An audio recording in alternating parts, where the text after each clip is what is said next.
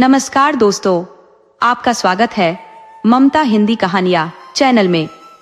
यहाँ पर आपको मिलेंगी दिलचस्प और रोचक कहानियाँ। अगर आपको हमारी कहानियाँ पसंद आए तो वीडियो को लाइक करें, चैनल को सब्सक्राइब करें और अपने सुझाव कमेंट में जरूर दें।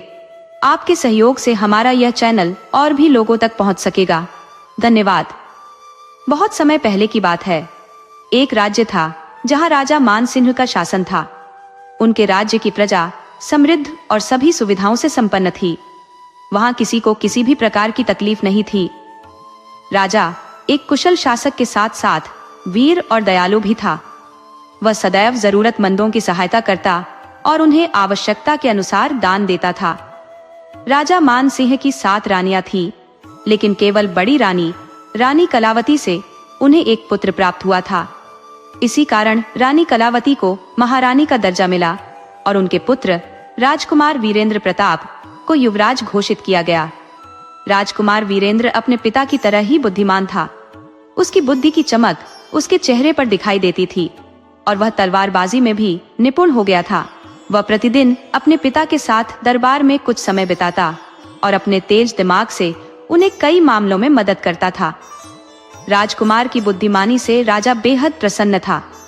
राजकुमार कभी कभी भेष बदलकर अपने राज्य की प्रजा के बीच घूमा करता, ताकि यह सुनिश्चित कर सके कि उसके राज्य के सैनिक या कर्मचारी किसी भी प्रकार से जनता को परेशान तो नहीं कर रहे हैं।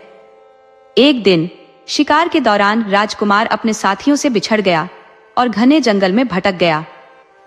दिन भर भटकने के बाद वह एक गांव में पहुंचा।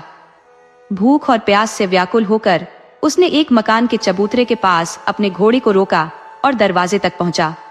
वह दरवाजा खटखटाने ही वाला था कि अंदर से आती रोने की आवाज ने उसे रोक दिया। अंदर से मिली जुली आवाजें सुनाई दे रही थी, जिससे वह समझ नहीं पा रहा था कि आखिर क्या हो रहा है। अपनी भूख और थकान को भूलकर वह यह जानने के लिए बेचैन हो गया कि अंदर क्या कष्ट है। उसने दरवाजा खटखटाया। थोड़ी देर बाद एक बूढ़ी औरत ने दरवाजा खोला। उसके हाथ में एक छोटा सा दीपक था। वह बोली, तुम कौन हो बेटा? राजकुमार ने उत्तर दिया, माता जी, मैं एक राहगीर हूँ और आपके यहाँ थोड़ी देर आराम करना चाहता हूँ। बूढ़ी औरत ने कहा, आओ बेटा, तुम्हें भूख लगी होगी, लेकिन आज हमारे घर का खाना तुम नहीं खा सकोगे। राजकुमार ने पूछा, ऐसा क्यों माता जी? तो बूढ़ी औरत ने कहा, बेटा, मेरा इकलौता बेटा आज मौत के मुंह में जा रहा है। जो भी खाना हमने बनाया है वह राक्षस के लिए है।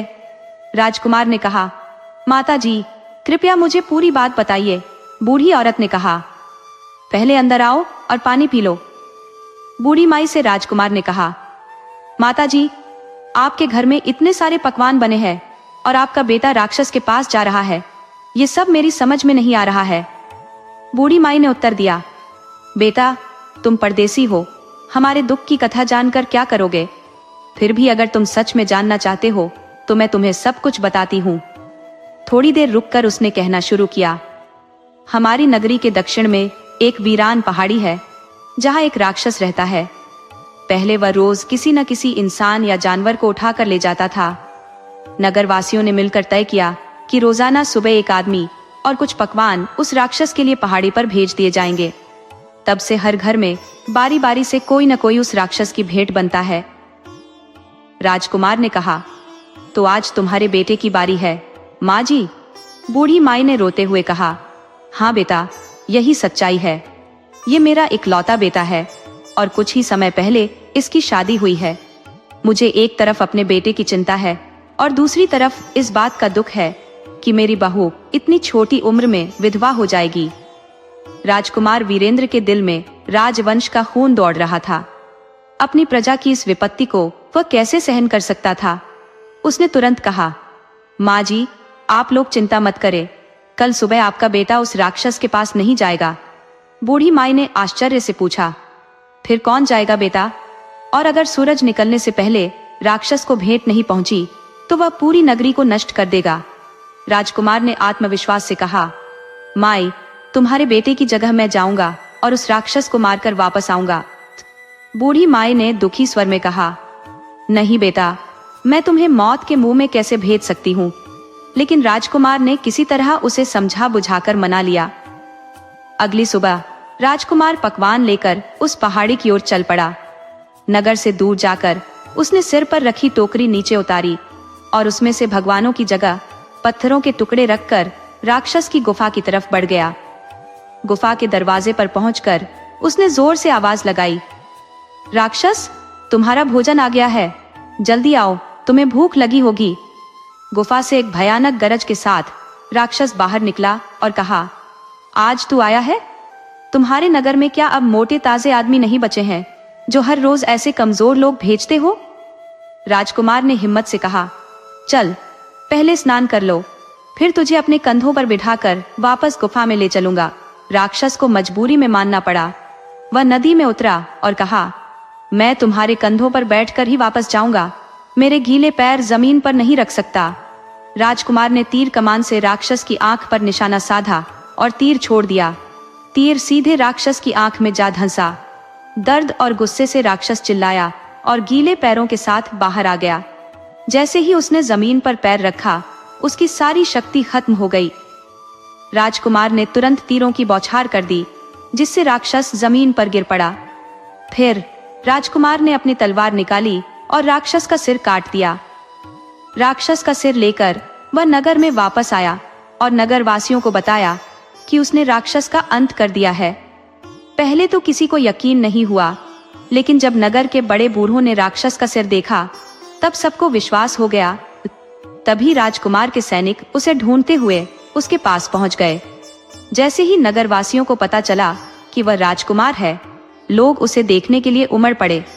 सबका आशीर्वाद लेकर राजकुमार राजधानी की ओर रवाना हुआ। राक्षस का सिर भी वह अपने साथ ले गया। राजधानी पहुंचते ही राजकुमार के साथियों ने राजा को उसकी बहादुरी की पूरी कथा सुनाई। ये सुनकर राजा खुशी से झूम उठे। उन्होंने अपने पुत्र का तिलक किया, उसे गले से लगा लिया और कहा, बेटा, अब अपनी दूसरी माताओं से भी आशीर्वाद लो। महारानी कलावती ने भी राजकुमार को आशीर्वाद देने का आग्रह किया। राजकुमार अपनी मां की आज्ञा मानकर दूसरी रानियों के निवास में पहुंचा। कुछ रानियों ने दिल से आशीर्वाद दिया तो कुछ ने ऊपरी तौर पर ही आशीर्वाद दे दिया। लेकिन सबसे छोटी रानी, जो राजकुमार से ईर्ष्या करती थी, व्यंग्य से बोली, युवराज, एक छोटे से राक्षस को मारने से कुछ नहीं होता। मैं तो तुम्हारी बहादुरी तब मानूंगी जब तुम राजकुमारी फूलवती की डोली लेकर इस दरवाजे पर आओगे। राजकुमार ने गंभीर स्वर में कहा, माँ, ये राजकुमारी फूलवती कौन है? मैं अवश्य उसकी डोली लेकर आऊंगा। छोटी रानी हंसते हुए बोली, अरे राजकुमार, बड़े बड़े योद्धा वहां जाकर मौत के शिकार हो चुके हैं। राजकुमारी फूलवती की प्रतिज्ञा है कि जो भी उसकी सूरत देखेगा उसे जल्लादों के हवाले कर दिया जाएगा। राजकुमार ने जिज्ञासा से पूछा, उसका राज्य कहाँ है? रानी ने उत्तर दिया, यहाँ से पूर्व दिशा में एक बड़ा राज्य है, जहाँ रूपनगर नामक राजधानी है। राजकुमार के मन में छोटी रानी की बात सुनकर यह दृढ़ संकल्प हो गया कि वह राजकुमारी फूलवती के राज्य में जाएगा और उसकी डोली साथ लाएगा। उसके अंदर एक सच्चे राजा का खून दौड़ रहा था। व्यंग्य की वह चुभन राजकुमार के दिल पर तीर की तरह लगी थी। अगले दिन वह बिना किसी को बताए चुपचाप अपनी यात्रा पर निकल पड़ा। उसे मालूम था कि अगर वह राजा या महारानी से अनुमति मांगेगा तो वे उसे जाने नहीं देंगे। रात में सपने में भी उसे राजकुमारी फूलवती ही दिखाई देती रही। सुबह होते ही वह जल्दी उठ गया और अपनी माँ के कक्ष की ओर एक नजर डालकर महल से बाहर निकल गया। महल के द्वार पर पहरेदारों ने उसे नहीं रोका, क्योंकि वे जानते थे कि राजकुमार अक्सर बिना बताए महल से बाहर जाता था। राजकुमार पैदल ही आगे बढ़ता गया। 3 दिन तक उसने पेड़ों पर सोकर रात बिताई और दिन में चलता रहा। एक दिन उसे 2 साधु आपस में झगड़ते हुए मिले। एक साधु कह रहा था, मेरी 2 है, तुम्हारी 1। दूसरा जवाब दे रहा था, मेरी 1 है, तुम्हारी 2। दोनों अपनी अपनी बात पर अड़े हुए थे। राजकुमार ने थोड़ी देर उनकी बातें सुनी, लेकिन कुछ समझ नहीं पाया। आखिरकार उसने उनसे पूछा, तुम लोग किस बात पर झगड़ रहे हो? साधु बोले, तुम कौन हो? राजकुमार ने उत्तर दिया, मैं राजकुमार हूं। साधु ने कहा, अच्छा राजकुमार जी, अब आप ही हमारा फैसला कीजिए। राजकुमार ने कहा, पहले बताओ तो सही, मामला क्या है? साधु ने जवाब दिया, हमारे पास 3 अद्भुत वस्तुएं हैं जिन्हें हमने एक साथ पाया है। अब हम उनका बंटवारा करना चाहते हैं। राजकुमार ने पूछा, कौन कौन सी वस्तुएं? एक साधु ने अपनी झोली से निकालकर दिखाया। पहली यह जादुई खड़ाऊ है। इस पर सवार होकर अगर हम कहें, खड़ाऊ मुझे वहां पहुंचा दे, तो यह हमें उसी जगह पहुंचा देती है। राजकुमार ने कहा, अच्छा, और दूसरी चीज? साधु ने कहा, यह जादुई थैली है। इसमें अगर हम कहें, थैली मुझे इतना धन चाहिए, तो हमें तुरंत उतना धन मिल जाता है। राजकुमार ने कहा, बहुत बढ़िया। और तीसरी चीज? साधु ने कहा, यह घंटी है। इसे बजाकर अगर हम कहें, घंटी मुझे यह खाना चाहिए, तो वह खाना तुरंत हाजिर हो जाता है। साधु ने आगे कहा, अब आप तय कीजिए कि इनमें से कौन सी 2 वस्तुएं किसे मिलेंगी और कौन सी एक? राजकुमार ने कहा, पहले यह बताओ कि इन वस्तुओं को पाने के लिए तुम दोनों ने क्या किया था? साधु ने कहा, कुछ नहीं किया। ये वस्तुएं हमारे गुरु ने अंतिम समय में हमें दी थी। उन्होंने कहा था, तुम दोनों इन्हें आपस में बांट लेना। राजकुमार ने गंभीरता से सोचा और बोला, तीनों चीजें मेरे पास रख दो। मैं एक तीर पश्चिम की ओर और दूसरा तीर पूर्व की ओर छोड़ूंगा। जो भी उन तीरों को पहले उठाकर लाएगा, उसे 2 चीजें मिलेंगी और दूसरे को 1। अगर तुम्हें यह मंजूर हो तो तैयार हो जाओ। दोनों साधुओं ने हामी भरी और तैयार हो गए। राजकुमार ने धनुष उठाया, दोनों दिशाओं में तीर छोड़े और कहा, 1, 2, 3। दोनों साधु तेजी से विपरीत दिशाओं में भागे। जैसे ही दोनों काफी दूर निकल गए, राजकुमार ने तीनों जादुई चीजें अपने कब्जे में कर ली और आसपास छिपने की जगह तलाशने लगा। वह यह देखना चाहता था कि साधु आपस में कैसे लड़ेंगे। काफी समय बाद दोनों साधु पसीने में भीगे हुए वापस लौटे और राजकुमार को वहां न पाकर हैरान हो गए। एक साधु ने कहा, अरे राजकुमार कहाँ गया? दूसरे ने उत्तर दिया, मुझे लगता है उसने हमें धोखा दे दिया। वह यहीं कहीं छिपा होगा, चलो उसे ढूंढते हैं। दोनों साधु अपनी मूर्खता पर पछताने लगे और राजकुमार को हर तरफ तलाशने लगे, लेकिन राजकुमार एक मिट्टी की गुफा में छिपकर उन्हें देख रहा था। जब वे दोनों थक गए तो वे वहीं रुक गए। एक साधु ने पास के घास के पत्ते को तोड़ा और उसे सूंघा। अचानक दोनों साधु बंदर में तब्दील हो गए और पास के सूखे बेर के पेड़ पर चढ़कर बेर खाने लगे। पेट भरने के बाद उन्होंने एक और तरह की घास सूंघी और फिर से इंसान बन गए। पछताते हुए दोनों साधु वहां से चले गए। राजकुमार अपने छिपने के स्थान से बाहर निकला और दोनों तरह की घास की पहचान कर ली। उसने उन पत्तों को अलग अलग तोड़कर अपने पास रख लिया। फिर उसकी नजर बेर के पेड़ पर पड़ी। उसे भूख लगी थी, इसलिए उसने बंदर में बदलने वाली घास सूंघी और बंदर बन गया। पेड़ पर चढ़कर उसने मीठे बेर खाए। पेट भरने के बाद उसने इंसान में बदलने वाली घास सूंघी और फिर से इंसान बन गया। अब उसके पास साधुओं से छीनी हुई जादुई चीजें थीं। उसने रूपनगर पहुंचने का निर्णय किया। उसने जादुई खड़ाऊ पहन ली और बोला, चल मेरे गुरु की खड़ाऊ, मुझे रूपनगर पहुंचा दे। खड़ाऊ उसे लेकर उड़ने लगी। वह बादलों के बीच से गुजरते हुए ऊंची पहाड़ियों और सुंदर चोटियों को देख रहा था। जल्द ही खड़ाऊ ने उसे रूपनगर के फाटक से कुछ दूरी पर उतार दिया। वहां से वह पैदल ही नगर के दरवाजे की ओर बढ़ा। दरवाजे पर सिपाही पहरा दे रहे थे और बाहर से आने वाले लोगों से पूछताछ कर रहे थे। जब राजकुमार ने उन्हें बताया कि वह राजकुमारी फूलवती की डोली लेने आया है, तो सिपाही उसे हैरानी से देखने लगे। एक सिपाही बोला, तुम अभी जवान हो, सुंदर भी हो, तुम्हारी शादी कहीं और भी हो सकती है, यहाँ आकर अपनी जान जोखिम में क्यों डाल रहे हो? राजकुमार ने गंभीरता से पूछा, यह किस खतरे की बात कर रहे हो? सिपाही ने जवाब दिया, जो भी राजकुमारी की शक्ल देख लेता है, उसे राजा के आदेश अनुसार जल्लादों के हवाले कर दिया जाता है। अब तक सैकड़ों राजकुमार यहाँ आए, लेकिन कोई भी वापस नहीं जा सका। राजकुमार ने दृढ़ता से कहा, मैं जरूर फूलवती की डोली लेकर जाऊंगा। सिपाही ने हंसते हुए कहा, यहाँ आने वाला हर व्यक्ति यही उम्मीद लेकर आता है, लेकिन कोई अपनी मुराद पूरी नहीं कर पाया। फिर भी जब राजकुमार ने जिद नहीं छोड़ी, तो वह दरवाजे से हटकर जंगल की ओर चला गया और रात का इंतजार करने लगा। उसके मन में यह सवाल उठ रहा था कि आखिर राजकुमारी ने ऐसा विचित्र नियम क्यों बनाया जिससे उसकी शादी नहीं हो सकती। राजकुमार ने मन ही मन ठान लिया कि वह राजकुमारी को अपनी प्रतिज्ञा तोड़ने पर मजबूर कर देगा। जैसे ही रात का अंधेरा हुआ, उसने खड़ाऊं पहन ली और कहा, चल मेरे गुरु की खड़ाऊं, मुझे नगर के भीतर पहुंचा दे। खड़ाऊं उसे उड़ाकर नगर के बीचों बीच ले गई, जहां से वह अपने मिशन को पूरा करने के लिए तैयार था।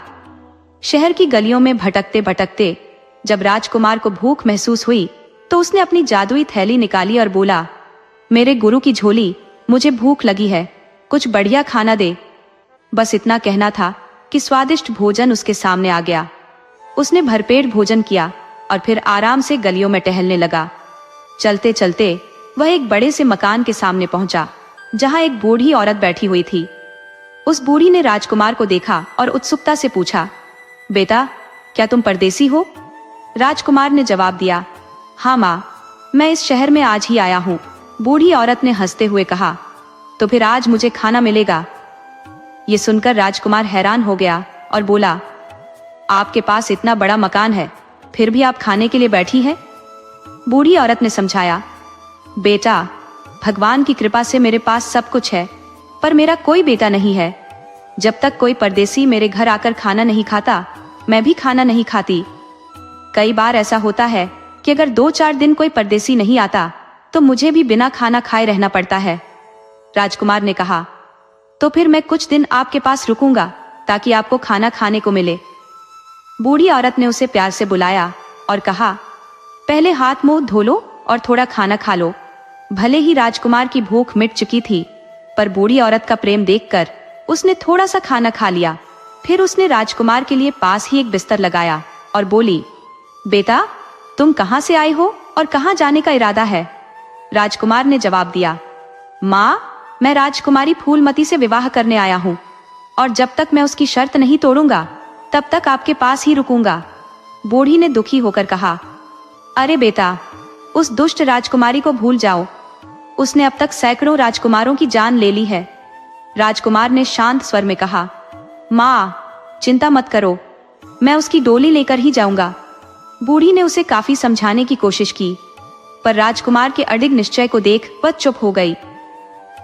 रात के अंधेरे में जब बूढ़ी गहरी नींद में सो गई, राजकुमार धीरे से उठा।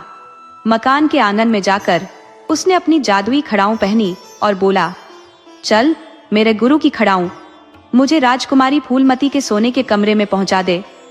खड़ाऊं ने उसे उड़ाते हुए राजमहल के ऊपर पहुंचा दिया, जहां राजकुमारी का कक्ष भी था। महल के चारों ओर तलवारें लिए पहरेदार घूम रहे थे, पर राजकुमार आसमान से सीधे नीचे उतर रहा था, इसलिए किसी की नजर उस पर नहीं पड़ी। राजकुमारी के कमरे की खिड़की खुली हुई थी। अंदर पलंग पर राजकुमारी गहरी नींद में सो रही थी। उसकी सुंदरता देखकर राजकुमार मंत्रमुग्ध हो गया। वह बहुत देर तक बस उसे देखता रहा, जैसे कोई जादू की छड़ी उसे बांधे रखे हो। राजकुमार ने धीरे से राजकुमारी का सुनहरा रुमाल उठाया और अपनी जेब में रख लिया। उसकी जगह अपना रुमाल रख दिया। रुमाल के अंदर एक चिट्ठी भी रखी, जिसमें लिखा था, मेरी प्यारी राजकुमारी, मैंने तुम्हारे दर्शन कर लिए हैं। अपनी प्रतिज्ञा के अनुसार तुम मुझे जल्लादों के हवाले कर सकती हो, पर तुम मुझे खोज नहीं पाओगी। मैं कल फिर आऊंगा तुम्हारे लिए गहने और सुहाग का सामान लेकर। तुम्हारा अपना राजकुमार। इसके बाद राजकुमार अपनी खड़ाऊं पहनकर वापस बूढ़ी के मकान में लौट आया और सो गया। सुबह जब राजकुमारी उठी तो उसने देखा कि उसके रुमाल की जगह किसी और का रुमाल पड़ा हुआ है। ये देखकर वह दंग रह गई। राजकुमार की चिट्ठी पढ़ते ही वह क्रोधित हो उठी। पूरे महल में अफरा तफरी मच गई। पहरेदारों को कैद कर लिया गया और पूरे राज्य में उस राजकुमार की तलाश शुरू हो गई। खबर बिजली की तरह पूरे नगर में फैल गई। रात को राजकुमारी के महल पर सख्त पहरा बैठा दिया गया। उधर बुढ़िया ने राजकुमार को जगाया और कहा, बेटा सुनो, कोई आदमी रात को राजकुमारी के कमरे में जाकर उसका रुमाल बदल आया है। राजकुमार ने चुपचाप बुढ़िया की बात सुनी और शाम तक कहीं न जाने का फैसला किया। जैसे ही रात हुई और बुढ़िया सो गई, राजकुमार ने फिर से अपनी खड़ाऊं पहनी और उड़कर राजकुमारी के महल में पहुंच गया। पहरेदारों को बिल्कुल भी भनक नहीं थी कि जिसे पकड़ने के लिए ते इतना सख्त पहरा दे रहे हैं, वह पहले ही महल के भीतर दाखिल हो चुका है। राजकुमारी ने खुद अपने कमरे के चारों ओर पहरे का इंतजाम देखा और कुछ संतुष्ट होकर सो गई। जब राजकुमार उसके कमरे में पहुंचा तो वह गहरी नींद में थी। राजकुमार ने धीरे से उसकी मांग में सिंदूर भर दिया और माथे पर टीका लगा दिया। धन देने वाली थैली से गहने निकालकर उसके सिराहने रख दिए। सभी कामों से निपटने के बाद राजकुमार ने वहीं बैठकर एक छोटा सा संदेश लिखा, जिसमें लिखा, प्रिय राजकुमारी, उम्मीद करता हूँ कि मेरी उपस्थिति आपको पसंद आई होगी। कल मैं फिर आऊंगा और आपके लिए उपहार लाऊंगा। यदि आप मेरे विवाह प्रस्ताव को स्वीकार करती हैं, तो कृपया जवाब में एक पत्र छोड़ दीजिएगा। आपका राजकुमार। सुबह से पहले ही राजकुमार वहां से निकल गया। जब राजकुमारी की आंख खुली तो उसकी नजर पास रखे हुए गहनों और पत्र पर पड़ी। पत्र पढ़ते ही राजकुमारी का चेहरा गुस्से से तमतमा उठा। उसकी दासी ने जब उसे माथे पर सिंदूर और टीके के बारे में बताया तो वह तुरंत अपने पिता के पास गई और बोली, पिताजी, आप देखिए, ये सब उसी शैतान की करतूत है जिसे कल आपके सैनिक नहीं पकड़ पाए। वह फिर से मेरे महल में आ घुसा। राजा ने चकित होकर सेनापति को बुलाया और पूछा, राजकुमारी के महल में वह शैतान कैसे घुस गया? सेनापति ने कहा, महाराज, मैंने खुद रात भर पहरा दिया था। वहां तो चिड़िया भी पर नहीं मार सकती थी। राजा ने अपनी परेशानी जाहिर की और मंत्री जी को बुलवाया। मंत्री जी ने कहा, महाराज, इस बार वह शैतान किसी भी हाल में नहीं बच पाएगा। कल उसे दरबार में हाजिर कर दिया जाएगा। मैं खुद इस मामले को देखूंगा। मंत्री जी ने राजा और सेनापति के साथ अपनी योजना साझा की। दूसरी बार राजकुमार के महल में घुसने की खबर सुनकर बुढ़िया ने कहा, बेटा, देख लेना, राजा तुम्हें पकड़ते ही जल्लादों को सौंप देगा। ये सुनकर राजकुमार मुस्कुराया और रात में फिर से जाने का निश्चय कर लिया। जैसे ही रात हुई और बुढ़िया सो गई, राजकुमार ने अपनी खड़ाऊं पहनी और राजमहल की ओर बढ़ गया। राजकुमार जैसे ही राजकुमारी के पलंग के पास पहुंचा, उसे खुशी हुई कि आज पलंग का आधा हिस्सा खाली था और बाकी आधे हिस्से पर राजकुमारी सो रही थी। राजकुमार को लगा कि राजकुमारी ने उसका प्रस्ताव स्वीकार कर लिया है, तो वह तुरंत खाली हिस्से पर लेट गया। मगर तभी पलंग की आवाज हुई और वह धड़ाम से नीचे गिर पड़ा। नीचे एक गहरा गड्ढा खोदा गया था जिसमें वह फंस गया। राजकुमारी की नींद खुल गई और उसने हंसते हुए कहा, क्यों, पसंद आया अंदर से बिस्तर?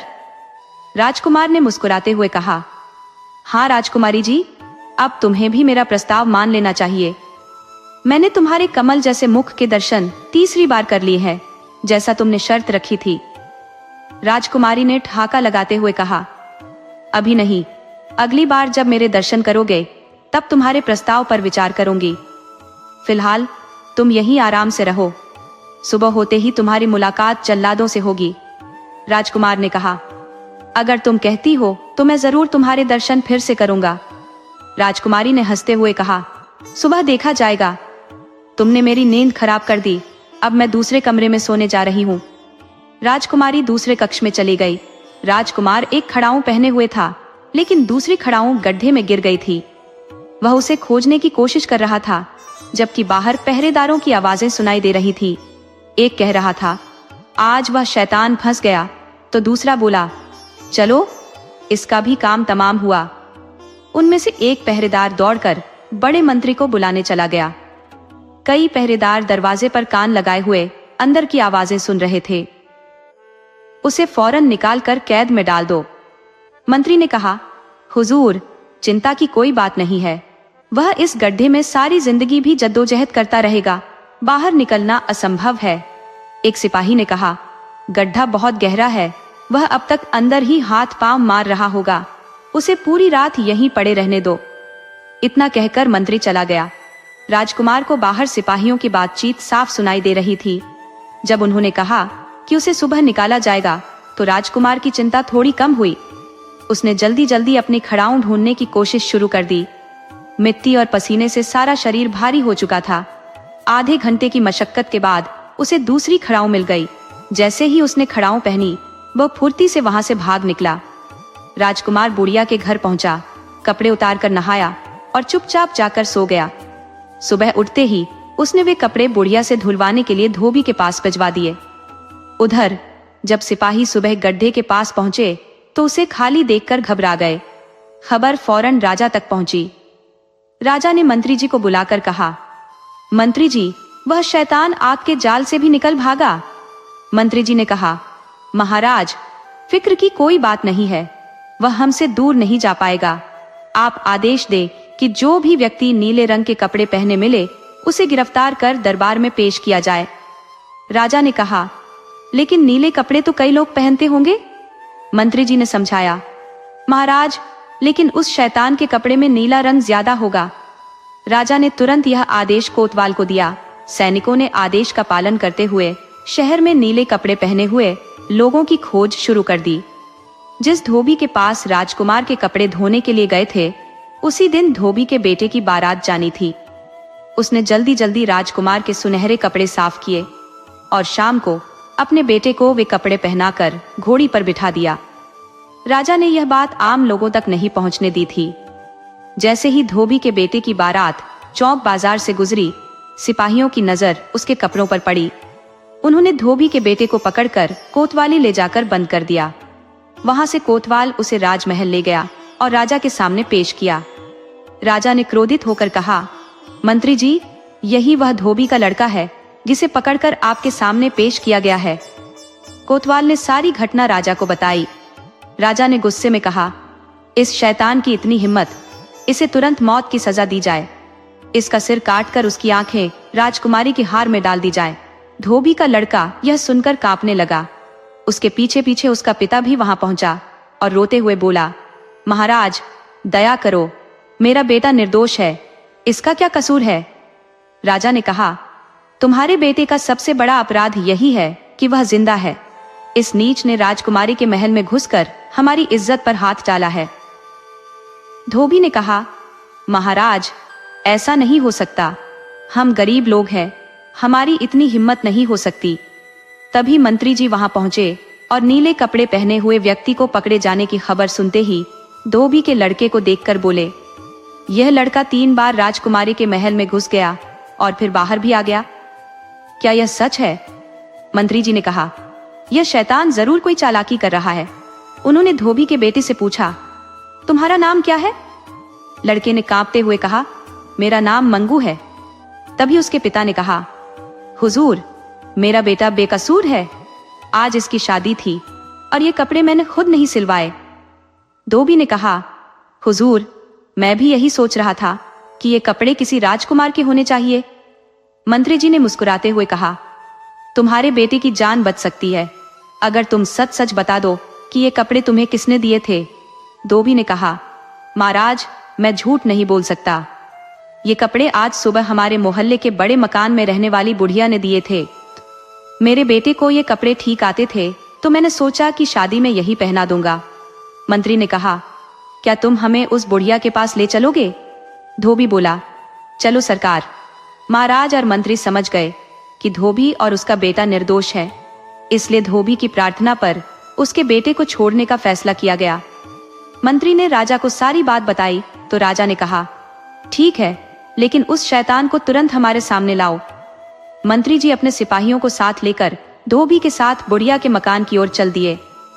जब मकान दूर से दिखा तो मंत्री जी ने सिपाहियों को वहीं रुकने का आदेश दिया और खुद अकेले उस मकान की तरफ बढ़े। मकान पर पहुंचने पर बुढ़िया उन्हें वहीं मिल गई। मंत्री जी ने कड़क आवाज में पूछा, बुढ़िया मई, क्या तुम्हारे यहाँ कोई परदेसी आया है? बुढ़िया ने कहा, हाँ है। क्यों, क्या बात है? मंत्री जी ने कहा, उसे बुलाओ, मुझे उससे कुछ बात करनी है। बुढ़िया ने कहा, आप बैठिए, वह सो रहा है, जब से आया है ज्यादातर सोता ही रहता है। मंत्री जी ने कहा, उसे उठाओ।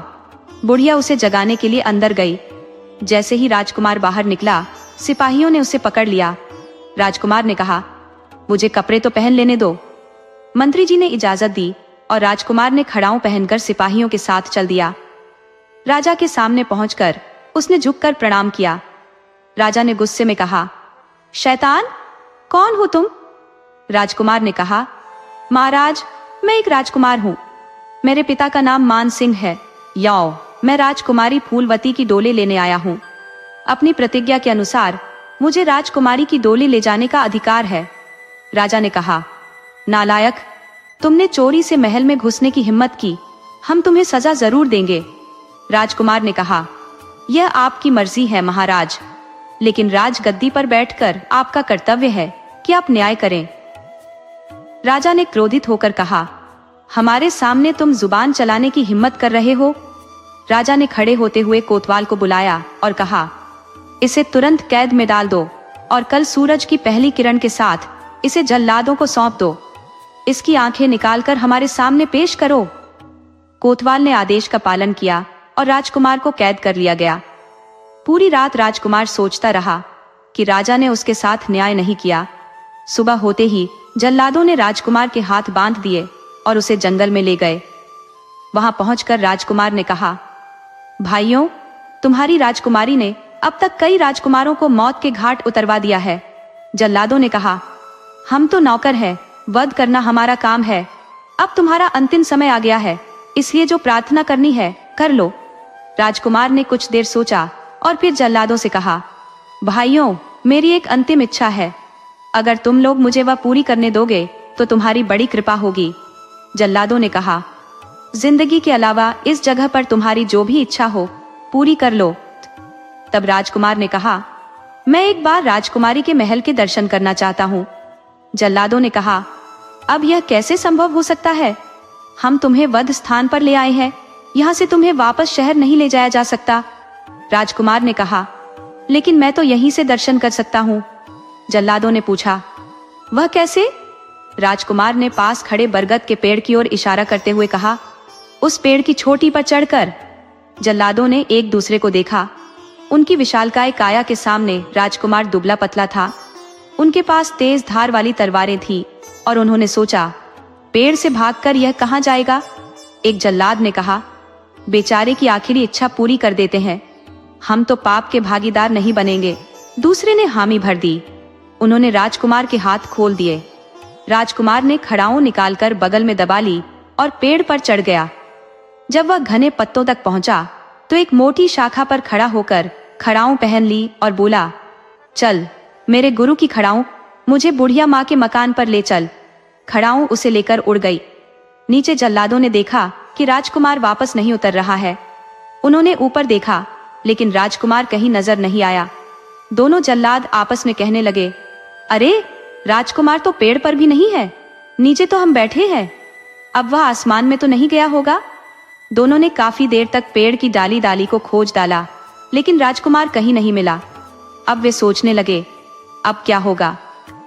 जल्लाद ने अपने साथी से चिंतित होकर कहा, अब क्या होगा?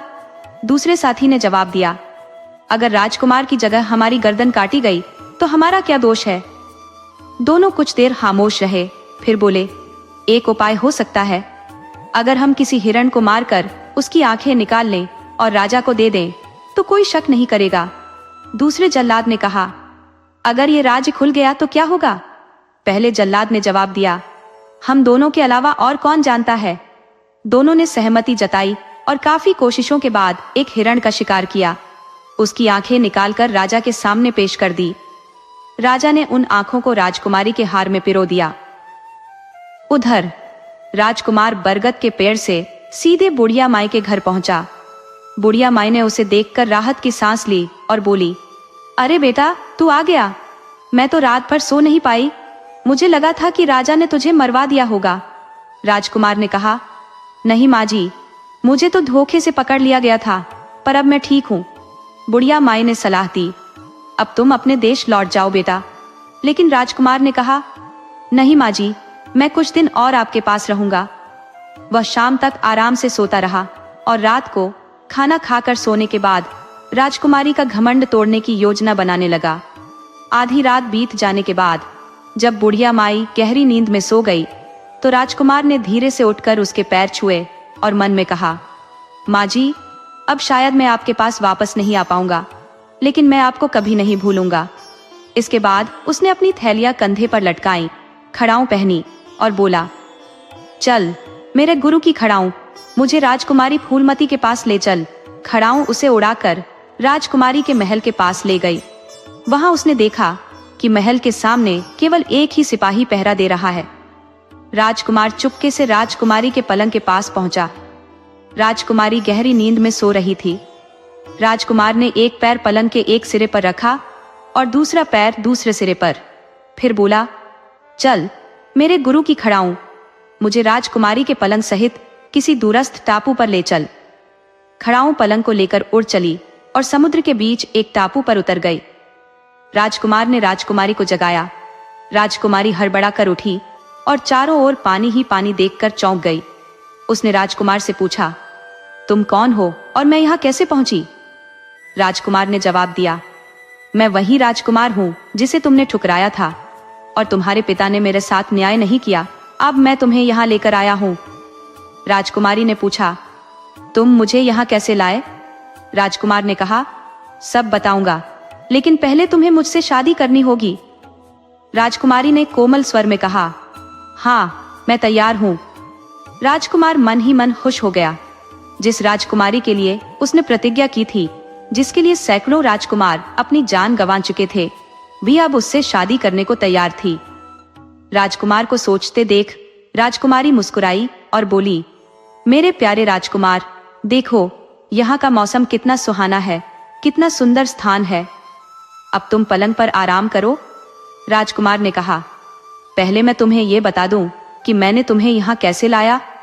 राजकुमारी ने हंसते हुए कहा, ओह, मैं तो ये भूल ही गई थी। मुझे याद है कि मैं अपने महल में सोई थी और अब यहाँ हूँ। राजकुमार ने कहा, मेरे पास एक उड़न खड़ाऊं है, इसे पहनकर मैं जहाँ चाहता हूँ वहाँ पहुँच जाता हूँ। राजकुमारी ने चकित होकर कहा, वाकई? और फिर हंसते हुए उसने राजकुमार को गले से लगा लिया। उसने उसकी थैलियों की ओर इशारा करते हुए पूछा, ये थैलियां क्या है? राजकुमार ने कहा, इनमें से एक थैली से धन निकलता है और दूसरी से खाना। हम यहाँ आराम से जीवन बिता सकते हैं। राजकुमारी ने कहा, बहुत अच्छा, और फिर बोली, मुझे अब नींद आ रही है, मैं पलंग पर सोती हूँ, तुम नीचे सो जाओ। राजकुमार ने मना किया और कहा, नहीं राजकुमारी, तुम पलंग पर सो जाओ, मैं नीचे सो जाऊंगा, तुम्हें नीचे कष्ट होगा। राजकुमारी पलंग पर लेट गई और राजकुमार थोड़ी दूरी पर नीचे सो गया। राजकुमार को यकीन हो गया था कि अब राजकुमारी का दिल बदल गया है। ठंडी हवा के झोंकों से वह जल्द ही गहरी नींद में सो गया। लेकिन राजकुमारी मन ही मन यह सोच रही थी कि कब राजकुमार सोए, इसलिए उसने सोने का बहाना बना लिया था। कई घंटे बीतने के बाद जब राजकुमार गहरी नींद में सो रहा था, तब राजकुमारी चुपके से उठी। उसने ध्यान से देखा कि राजकुमार पूरी तरह से सो चुका है। उसने बिना कोई आहट किए राजकुमार की खड़ाऊं और उसकी दोनों थैलियां अपने कब्जे में कर ली। सब कुछ पलंग पर रखकर उसने खड़ाऊं पहनी और पलंग पर चढ़ गई। राजकुमार की ओर एक नजर डालते हुए वह बोली, चल मेरे गुरु की खड़ाऊं, मुझे महल पहुंचा दे। राजकुमार गहरी नींद में डूबा रहा और राजकुमारी महल पहुंच गई। सुबह जब सूरज की किरणें तेज हुई तो राजकुमार की आंखें खुली। उसने देखा कि राजकुमारी वहां नहीं है।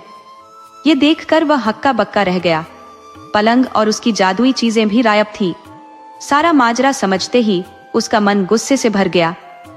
राजकुमारी ने मीठी मीठी बातें करके उसे धोखा दिया था और उसकी जादुई वस्तुएं भी ले गई थी। तभी समुद्र में बड़ी बड़ी लहरें उठने लगी। राजकुमार ने दूर दूर तक देखा, किनारा कहीं नहीं दिख रहा था। इतनी दूर जाना उसके लिए मुश्किल था और फिर समुद्र में खतरनाक जीव जंतु भी हो सकते थे। यही सोचते सोचते वह परेशान हो गया। तभी उसने एक पेड़ का भारी लट्ठा तैरता हुआ देखा। उसे लगा कि शायद भगवान ने उसे बचाने के लिए यह सहारा भेजा है। राजकुमार पानी में कूद पड़ा और काफी कोशिशों के बाद तैरते हुए उस लकड़ी के लट्ठे तक पहुंच गया। पूरे 4 घंटे तक समुद्र की ऊंची ऊंची लहरों से जूझते हुए वह आखिरकार किनारे पर पहुंच गया। 3 दिनों तक पैदल यात्रा के बाद वह उस नगर तक पहुंच गया। इस बार उसने जंगल से कुछ लकड़ियां काट ली और उन्हें सिर पर रखकर नगर में दाखिल हुआ। पहरेदारों ने उसे लकड़हारा समझकर जाने दिया। अंदर जाकर उसने बाजार में लकड़ियां बेची और बुढ़िया माई के मकान की ओर चल पड़ा। उसे देखकर बुढ़िया माई खुश हो गई, लेकिन उदास होकर बोली, बेटा, तुम्हारे बिना मेरा यहाँ मन नहीं लग रहा था। मैंने सोचा तुम अपने देश लौट गए होगे, इसलिए खुद को तसल्ली दी थी। राजकुमार ने कहा, हाँ माई, मैं काफी दूर के शहर में गया था और वहीं से लौट रहा हूँ। लंबी यात्रा के कारण मैं थक गया हूँ। बुढ़िया ने तुरंत ताजा खाना बनाया। खाना खाने के बाद राजकुमार ने कुछ सोचा और बुढ़िया से कहा, माई, वैसे तो मैंने आपको पहले ही बहुत कष्ट दिया है, लेकिन अब एक और कष्ट देने वाला हूँ। बुढ़िया माई बोली, बेटा, तुम तो मेरे अतिथि हो, तुम्हारे लिए जो भी कर सकूं करूंगी। राजकुमार ने कहा, माई, मुझे छोटे छोटे चांदी के गहने बनवा दो, जैसे कि छोटे बच्चों के होते हैं। बुढ़िया ने हैरानी से पूछा, बेटा, इनका तुम क्या करोगे? राजकुमार ने जवाब दिया, बस मन कर रहा है कि इन्हें अपने पास रखूं। बुढ़िया माई बोली, ठीक है बेटा, तुम आराम करो, मैं कल बाजार जाकर तुम्हारे लिए छोटे छोटे गहने बनवा कर लाऊंगी। अगली सुबह बुढ़िया बाजार गई और चांदी के छोटे छोटे गहने खरीद लाई। शाम को राजकुमार ने इंसान से बंदर बनने वाली घास सूंघी और वे गहने हाथों और पैरों में पहन लिए। अब वह बंदर के रूप में उछलता हुआ एक मकान से दूसरे मकान की छत पर पहुंच गया। बहुत से लोगों ने उसे देखा और उसके गहनों की वजह से बच्चों की भीड़ उसके पीछे लग गई। थोड़ी ही देर में बंदर फुदकता हुआ राजमहल में पहुंच गया। राजकुमार बंदर के रूप में चारों ओर राजकुमारी को ढूंढने लगा। उसने देखा कि राजकुमारी महल के पीछे के आंगन में बैठी है, जहां उसकी सहेलियां भी थी। राजकुमार ने उनकी बातें सुनने के लिए एक पौधे के पीछे छिपकर कान लगा दिए। राजकुमारी अपनी सहेलियों को उसी राजकुमार के बारे में बता रही थी। एक सखी ने कहा, राजकुमारी जी, आप हमारी बात का बुरा मत मानिएगा, लेकिन आपको उस राजकुमार को यूं समुद्र में असहाय छोड़कर नहीं आना चाहिए था। राजकुमारी ने बेपरवाही से कहा, अरे, ज्यादा से ज्यादा उसे कोई जीव जंतु खा गया होगा। फिर एक और सहेली ने हंसते हुए पूछा, वैसे देखने में कैसा था? राजकुमारी ने उत्तर दिया, सुंदर तो था, लेकिन मूर्ख भी था। जैसे ही मैंने उससे मीठी मीठी बातें की, उसने सोचा कि राजकुमारी फूलमती उसकी रानी बन जाएगी, लेकिन उसकी नींद में ही मैंने उसकी सारी जादुई चीजें लेकर खुद को महल में वापस पा लिया। जब राजकुमारी वहां से उठने ही वाली थी, तभी राजकुमार एकदम से उसके सामने आकर खड़ा हो गया। चारों ओर लोग बातें करने लगे, अरे देखो, ये बंदर कितना सुंदर है, गहने भी पहने हुए हैं। राजकुमारी की एक सहेली ने कहा, ये तो किसी का पालतू बंदर लगता है। दूसरा बोली, सच में ये बंदर कितना नटखट और चंचल है। बंदर ने नाचना शुरू कर दिया और राजकुमारी और उसकी सहेलियां हंस हंस कर लोटपोट हो गईं। तभी राजकुमारी ने अपने सैनिकों को बुलाया और कहा, इस बंदर को पकड़वाकर महल में रख लो। जैसे ही राजकुमारी ने बंदर को पकड़ने के लिए हाथ बढ़ाया, बंदर उछलकर उसकी गोद में आ गया।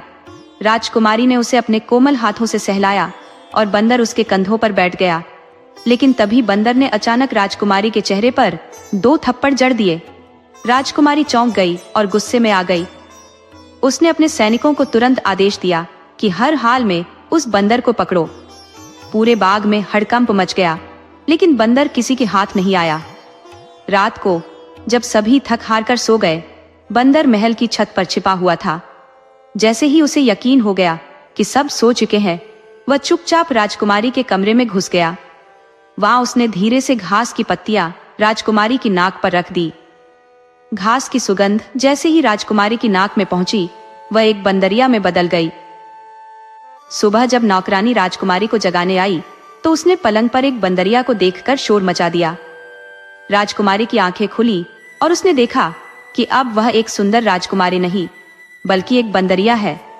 उसने दुखी होकर रोना शुरू कर दिया। इस खबर से पूरे महल में खलबली मच गई। लोग जादूगरों को बुलाने लगे, लेकिन कोई भी राजकुमारी को ठीक नहीं कर पाया। अंत में राजा ने ऐलान किया कि जो भी राजकुमारी को ठीक करेगा, उसे मुंहमांगा इनाम दिया जाएगा। अगले दिन राजकुमार साधु के वेश में दरबार में पहुंचा और बोला, राजन, मैं आपकी बेटी को ठीक कर सकता हूँ, लेकिन मेरी एक शर्त होगी। लोग हैरान थे, लेकिन राजा ने कहा, जो मेरी बेटी को ठीक कर देगा, मैं उसकी शर्त मान लूंगा। जैसे ही उस नौजवान साधु ने अपनी बात रखी, सबकी निगाहें उसकी ओर मुड़ गई। कुछ लोग सोचने लगे कि शायद ये यूं ही दीने मार रहा है। राजा ने गुस्से में पूछा, बोलो, तुम कौन सी शर्त रखना चाहते हो? राजकुमार, जो साधु के भेष में था, बोला, महाराज, मैं चाहता हूँ कि आप अपनी राजकुमारी की शादी मुझसे कर दे। ये सुनकर राजा का गुस्सा 7वें आसमान पर पहुंच गया। वो अपनी गद्दी से उठ खड़ा हुआ और चिल्लाते हुए बोला, दुष्ट, ऐसे समय में जब हम पर मुसीबतों का पहाड़ टूटा है, तुम हमारा अपमान कर रहे हो। साधु बने राजकुमार ने शांति से कहा, राजन, क्रोध से कुछ हासिल नहीं होगा। अगर आप अपनी बेटी की असली सूरत देखना चाहते हैं तो मेरी शर्त माननी होगी। राजा का गुस्सा और बढ़ने ही वाला था, लेकिन मंत्री ने आगे बढ़कर स्थिति को संभाला। उन्होंने राजकुमार बने साधु से कहा, साधु महाराज, क्या आप सचमुच राजकुमारी से विवाह करना चाहते हैं? लेकिन शायद आपको पता नहीं, इस राज्य के कानून के अनुसार जो भी ऐसा प्रस्ताव रखता है उसे जल्लादों के हवाले कर दिया जाता है। राजकुमार ने उत्तर दिया, मंत्री जी, मुझे सब पता है। पहले भी महाराज ने मुझे जल्लादों के हवाले किया था, पर मैं फिर भी जीवित हूँ। ये कहते हुए राजकुमार ने अपना साधु वाला भेष उतार दिया। राजा हैरानी से बोला, तुम अभी तक जिंदा कैसे हो? राजकुमार ने मुस्कुराते हुए कहा, महाराज, चाहे आप मुझे हजारों जल्लादों के सामने क्यों न खड़ा कर दें, मुझे कोई नुकसान नहीं पहुंचा सकता। राजा ने सिपाहियों को हुक्म दिया, इसे कैद में डाल दो और कल सुबह इसका सिर काटा जाएगा। राजकुमार को फिर से गिरफ्तार कर लिया गया, लेकिन उसके चेहरे पर मुस्कान बनी रही। जब राजा रानी के पास पहुंचे तो उन्होंने बातचीत में राजकुमार की शर्त का भी जिक्र किया। रानी ने चिंता जताई, आपने उसे जेल में डाल दिया, लेकिन आखिरकार आपको राजकुमारी की शादी करनी ही है। हमारी बेटी अब बंदरिया बन गई है और हम उसे हमेशा के लिए कुमारी तो नहीं रख सकते। राजा ने कहा, लेकिन उस दुष्ट ने शादी की शर्त रखी है जो मुझे स्वीकार्य नहीं है। रानी ने कहा, महाराज, आप मेरी बात मान लीजिए। आखिरकार हमें अपनी बेटी की खुशी के लिए कुछ करना ही होगा। राजा ने सोचा, अच्छा, कल देखते हैं, लेकिन फिलहाल मुझे पूजन के बाद उस साधु से मिलना है। शायद उसके आशीर्वाद से हमारी बेटी ठीक हो जाए। राजा ने अपने सैन्य अधिकारियों को हुक्म दिया कि सबसे अच्छे हकीम और वैद्य को बुलाया जाए, लेकिन मामला सबकी समझ से बाहर था। रात होते ही राजकुमार ने देखा कि जेल के पहरेदार कहीं बैठे खेल रहे हैं। उसने मौके का फायदा उठाया और भागने की तरकीब सोची। उसके पास 2 प्रकार की घास थी। उसने बंदर बनने वाली घास को उंगलियों पर रगड़ा और तुरंत एक बंदर में बदल गया। फिर उसने दोनों थैलियां अपने कंधे पर टांगी और उड़ान खड़ाऊ पहनकर जेल से बाहर निकल गया। सीधा बुढ़िया के घर पहुंचकर उसने कहा, माँ, अब वह बंदरिया बन चुकी है। बुढ़िया ने स्नेह से कहा, बेटा, तेरी मुराद जरूर पूरी होगी। सुबह होते ही राजकुमार ने बढ़िया वस्त्र मंगवाए और एक घोड़ा खरीदकर राजमहल की ओर रवाना हो गया। दरबार में उस समय सब लोग मंत्रोच्चार कर रहे थे, जब अचानक राजकुमार तेज आवाज में बोला, राजन। राजकुमार के ऊंचे दर्जे के कपड़े देखकर किसी ने उसे अंदर आने से नहीं रोका। राजा और दरबारियों की निगाहें उसकी ओर मुड़ी और राजा गुस्से में अपनी जगह से उछल पड़ा। राजकुमारी, जो अब बंदरिया बन चुकी थी, एक खंभे के पास बैठी थी और उसके गले में रस्सी बंधी थी। राजा ने चौंक कर पूछा, तुम कैद से बाहर कैसे आए? उसने सेनापति को आदेश दिया कि जाकर पता लगाओ ये जेल से कैसे भाग निकला। राजकुमार ने शांत स्वर में कहा, राजन, मैं यहाँ अंतिम बार आया हूँ। अगर आपने अपनी जिद पर कायम रहे तो आपको अपनी खूबसूरत राजकुमारी को हमेशा के लिए इस रूप में देखना पड़ेगा। दरबार में सब हतप्रभ रह गए। सबके मन में सवाल था कि राजकुमार कैसे जेल से निकल भागा, और तब उनकी हैरानी और बढ़ गई जब उन्हें पता चला कि जेल का ताला तो सही सलामत था, फिर भी राजकुमार वहां से गायब हो गया। मंत्री ने राजा को समझाया, महाराज, इससे अच्छा वर आपकी राजकुमारी के लिए नहीं मिलेगा। आखिरकार राजा ने राजकुमार की शर्त मान ली। राजकुमार ने बंदरिया बनी राजकुमारी को एकांत में ले जाकर उसे दूसरी घास दी और वह फिर से अपनी असली सूरत में लौट आई। इसके बाद धूमधाम से राजकुमार और राजकुमारी का विवाह संपन्न हुआ। राजा ने उन्हें दहेज में कई हाथी, घोड़े और अन्य बहुमूल्य वस्तुएं भेंट की। तीसरे दिन राजकुमार अपनी नई नवेली दुल्हन को लेकर अपने देश के लिए रवाना हुआ। उसके साथ बहुत से सैनिक भी थे। रास्ते में उन्होंने कई जगह पर पड़ाव डाले और आराम किया। जब वह अपने राज्य पहुंचा तो शाम का समय था। घोड़ों और हाथियों की चहलकदमी से धूल के गुब्बार आसमान में उड़ रहे थे। वीरेंद्र सिंह के पिता ने सोचा कि शायद किसी ने उनके नगर पर हमला कर दिया है, इसलिए उन्होंने तुरंत अपनी सेना को तैयार कर लिया। लेकिन जब उन्हें पता चला कि वह उनका वीर बहादुर पुत्र है, तो पूरे नगर में खुशी की लहर दौड़ गई। राजकुमार अपनी छोटी माँ के पास गया और राजकुमारी को लेकर उनके सामने पेश किया। उसने कहा, माता, हमें आशीर्वाद दीजिए। आपके आदेशानुसार राजकुमारी फूलवती आपके सामने है। पूरा नगर रोशनी से जगमगा रहा था। राजा ने इस मौके पर बहुत उत्साह से जश्न मनाया। हालांकि छोटी रानी, जो ईर्ष्या करती थी, शर्म के मारे अपनी गर्दन नीचे किए रही। लेकिन राजकुमार की मां कलावती बेहद प्रसन्न थी। उसने अपनी बहू और बेटे का पूरे आदर सत्कार से स्वागत किया। धीरे धीरे राजा बूढ़ा हो चला था, इसलिए उसने राजकुमार को राजा घोषित कर दिया। राजकुमार ने अपनी समझदारी और जादुई शक्तियों से राज्य का बहुत विस्तार किया और अच्छे से शासन किया। उसके राज्य की शान और शौकत दूर दूर तक फैल गई। प्रजा पहले से ही राजा और राजकुमार से प्रसन्न थी, लेकिन अब तो राजकुमार की वीर गाथाएं चारों ओर फैलने लगी। दोस्तों, अगर आपको हमारी कहानी पसंद आई हो तो कृपया हमारे चैनल को लाइक करें, सब्सक्राइब करें और शेयर करें।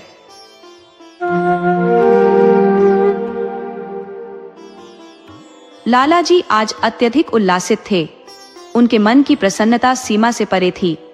कारण यह था कि उनकी छोटी पुत्री सोनम का विवाह महोबा के प्रतिष्ठित कपड़ा व्यवसायी किशोर जी के पुत्र सागर से संपन्न हो रहा था। सागर किशोर जी की प्रथम पत्नी अमृता का पुत्र था। जब सागर की आयु लगभग 10 वर्ष रही होगी, तब उसकी मां अमृता का देहांत हो गया था। किशोर जी ने उसके बाद विवाह न करने का दृढ़ निश्चय किया और वे सागर के पालन पोषण में संलग्न हो गए।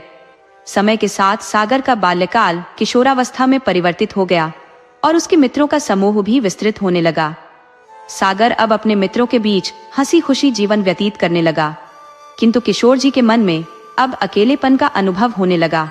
उन्हें यह महसूस हुआ कि जीवन के इस मोड़ पर उन्हें एक जीवन संगिनी की आवश्यकता है। हालांकि इस अवस्था में उन्हें कोई कन्या कौन देगा, यह सोच उन्हें व्यथित करती थी, परंतु उन्होंने मन में आशा बनाए रखी कि संभवतः कोई न कोई जीवन साथी मिल ही जाएगी। जब भी वे स्वयं को शीशे के सामने खड़ा पाते, उन्हें शीशे के भीतर का किशोर बाहर के किशोर से कुछ वर्षों छोटा प्रतीत होता। इस विचार के साथ उन्होंने अपने आसपास के लोगों से, अपने परिचितों और परिवार वालों से अपने मन की व्यथा साझा की। उनका अकेलापन अब स्पष्ट होने लगा था। यह सच भी था, उनका पुत्र अभी शिक्षा ग्रहण कर रहा था और जब वह रोजगार के क्षेत्र में प्रविष्ट होगा तो किशोर जी को एक साथी की अत्यंत आवश्यकता महसूस होगी। धीरे धीरे उनके शब्दों का असर होने लगा और उनके जीवन में परिवर्तन की आहट सुनाई देने लगी। धन दौलत की कोई कमी न थी और संतान का भार भी उनके जीवन पर नहीं था। फिर भी उनके लिए कई रिश्ते आने लगे। इनमें कुछ विधवाएं थी और कुछ उनके ही हमउम्र की स्त्रियां। लेकिन एक विशेष रिश्ता आया जिसने किशोर जी को अपार हर्षित कर दिया। ये रिश्ता था एक निर्धन घर की अत्यंत सुंदर कन्या का, जो किशोर जी से 15 वर्ष छोटी थी। कन्या की आर्थिक मजबूरी थी। उसके माता पिता के पास इतना धन न था कि उसकी शादी उसकी अपेक्षाओं के अनुरूप हो पाती। उसकी मां ने लोगों के घरों में काम कर उसे पाला था। आर्थिक असुरक्षा के बीच उसने भी किशोर जी से विवाह के लिए हामी भर दी। फिर क्या था, किशोर जी का एकाकी जीवन 2 में बदल गया। लेकिन धीरे धीरे गीता, जो अब किशोर जी की पत्नी थी, ने घर की बागडोर संभाल ली। वह अब मैडम गीता के रूप में पहचानी जाने लगी। किशोर जी कमा रहे थे, लेकिन गीता ने अपनी एक मजबूत पकड़ स्थापित कर ली थी। उनके मायके की आर्थिक स्थिति भी गीता के आने के बाद सुधरने लगी। घर में सागर की स्थिति भी बेहतर हो गई। उसे अब घर पर पका पकाया खाना मिलने लगा और जब वह कोई काम करने की कोशिश करता तो गीता उसे रोक देती और खुद वह काम अपने हाथों में ले लेती। क्योंकि सागर और गीता की उम्र में बहुत अधिक अंतर नहीं था, उनका रिश्ता पारंपरिक माँ बेटे के बजाय मित्रता जैसा हो गया था। विवाह के 2 साल बाद गीता ने एक पुत्र को जन्म दिया, जो अपनी माँ की ही तरह सुंदर था। अब वह बच्चा 5 वर्ष का हो चुका था। सागर ने नौकरी करने के बजाय किशोर जी की दुकान का जिम्मा संभाल लिया था। किशोर जी अब केवल दुकान की गद्दी पर बैठते थे, बाकी का सारा व्यापारिक कार्यभार सागर देखता था। धीरे धीरे सागर के लिए भी रिश्ते आने लगे थे। इसी दौरान लाला जी अपनी बेटी सोनम का रिश्ता लेकर आए। सोनम देखने में बहुत आकर्षक थी और उनका चुलबुला स्वभाव भी प्रभावित करने वाला था। गीता ने सोनम को पहली नजर में ही सागर के लिए चुन लिया। सागर के जीवन में गीता की राय ही सर्वोपरि थी, इसलिए उन्होंने भी सोनम से विवाह के लिए सहमति दे दी। आज सोनम की गोद भराई की रस्म थी। लाला जी प्रसन्न थे कि उनकी छोटी बेटी इतने संपन्न परिवार की बहू बनने जा रही है। वे बोले, अरे नीलम, अंदर की तैयारियां पूरी हो गई? अंदर से आवाज आई, हाँ पापा, सब ठीक है, सोनम भी तैयार है, पर अभी तक वे लोग नहीं आए। लाला जी ने उत्तर दिया, आते ही होंगे, ऐसे कामों में देर तो हो ही जाती है। देखना मंदिर में कोई कमी न हो, मैं और महेश बाहर है। बेटा, राज्य का भी ध्यान रखना, नीलम ने आश्वासन दिया। आप चिंता मत करें पापा, सब समझते हैं। वह तैयार होकर टीवी देख रहे हैं। नीलम और राज की शादी को अभी 2 ही साल हुए थे और ईश्वर की कृपा से नीलम अपने ससुराल में बेहद खुश थी। अचानक खबर आई, नीलम की मम्मी को भेजो, किशोर जी आ गए हैं। 8 बड़ी गाड़ियां थीं जो रिश्तेदारों से भरी हुई थी। सबसे पीछे वाली गाड़ी में सागर की मम्मी गीता, किशोर जी, उनका छोटा बेटा अनूप और घर के कुछ और लोग थे। उनका स्वागत गर्मजोशी के साथ किया गया। गीता हर समय सागर के साथ रहती थी और जब भी कोई सागर या किशोर जी से कुछ पूछता तो उत्तर देने में गीता ही आगे रहती। ये बात नीलम को ठीक नहीं लगी। किशोर जी की ओर से तो चलो ठीक था, परंतु सागर को स्वयं ही जवाब देना चाहिए था। नाश्ते के बाद गीता बोली, हमें जल्दी से बाकी की रस्में पूरी करनी चाहिए, फिर हमें वापस भी जाना है, पर उससे पहले मैं सोनम से मिलना चाहती हूँ। ये सुनकर लाला जी ने नीलम की ओर देखा और सोनम की माँ कुछ परेशान सी हो गई। लाला जी घबराकर बोले, हाँ क्यों नहीं, नीलम, इन्हें सोनम के पास ले जाओ। सोनम गहरे रंग की साड़ी में सजी धजी बेहद खूबसूरत लग रही थी। गीता को अचानक अपने कमरे में देखकर वह चौंक गई। अरे शर्माओ मत, मैं तो बस यूं ही चली आई हूँ। कैसी हो? सोनम ने हल्की आवाज में कहा। जी ठीक हूँ, गीता ने कहा। अच्छा सुनो, तुम ये साड़ी पहन लो, ये तुम्हारे ऊपर ज्यादा अच्छी लगेगी। ये कहते हुए उसने नीलम की ओर एक साड़ी बढ़ा दी। सोनम अभी भी तैयार हो ही रही थी कि गीता फिर से कमरे में आ गई। अभी तक तैयार नहीं हुई? सागर को देर करने वाले काम बिल्कुल पसंद नहीं है। तुम्हें अपनी इस आदत में सुधार करना होगा। नीलम को गीता की बातों से बेहद गुस्सा आ रहा था, लेकिन उसने अपने क्रोध को दबा लिया। सोनम अब पूरी तरह तैयार हो चुकी थी और सबके सामने आकर बैठी थी। गीता बोली, सोनम आओ, मैं बताती हूँ कि क्या करना है। सागर आ गया है। सागर के आते ही गीता ने कहा, अब तुम सोनम को अंगूठी पहनाओ। सागर ने जब अंगूठी पहनाई तो सोनम शर्म से लाल हो गई, लेकिन नीलम ने देखा कि सागर का ध्यान सोनम की बजाय गीता पर ही था। फिर गीता हंसते हुए बोली, सोनम अब तुम सागर को अंगूठी पहनाओ, लेकिन अभी भी समय है, एक बार फिर सोच लो, बाद में मत कहना कि गलती से शादी हो गई। इस पर सभी लोग जोर से हंस पड़े। गीता मजाकिया अंदाज में बोली, अरे भाई मजाक कर रहे हैं, आप लोग तो डर गए। किशोर जी चुपचाप खड़े थे और सागर भी हंस रहा था, लेकिन उसकी निगाहें अब भी गीता की ओर थी। सोनम अपनी नजरें झुकाए मंद मंद मुस्कुरा रही थी। नीलम ने गौर किया कि सागर का ध्यान सोनम से ज्यादा गीता पर था।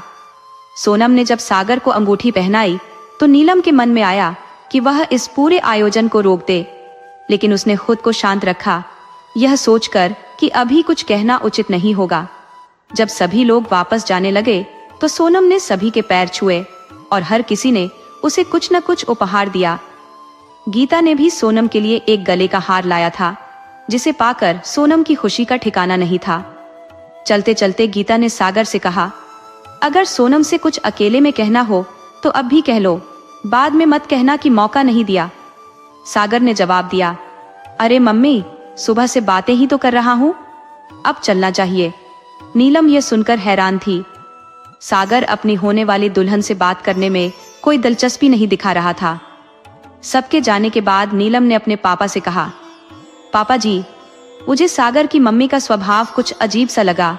पापा ने जवाब दिया, अरे बेटा, वह मजाकिया स्वभाव की है, तुम बेवजह परेशान हो रही हो।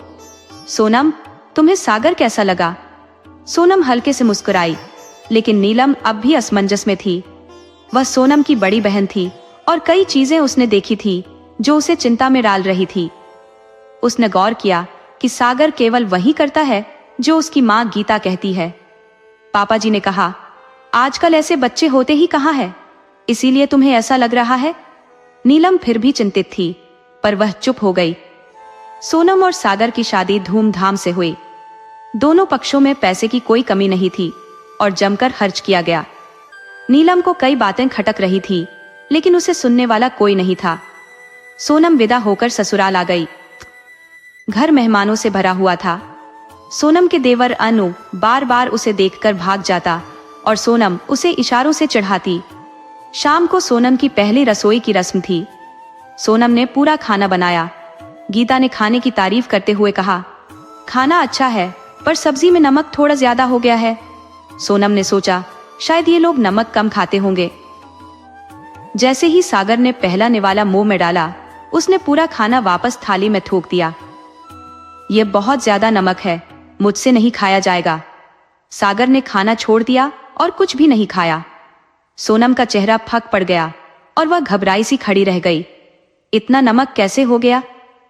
सोनम सोच में डूबी थी। उसे रोना आ रहा था, लेकिन कहे किससे?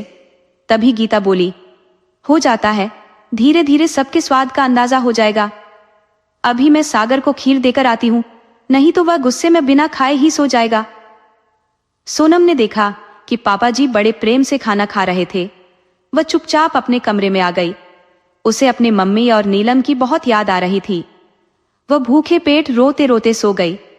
खीर लेकर उसे खिलाने कोई नहीं आया।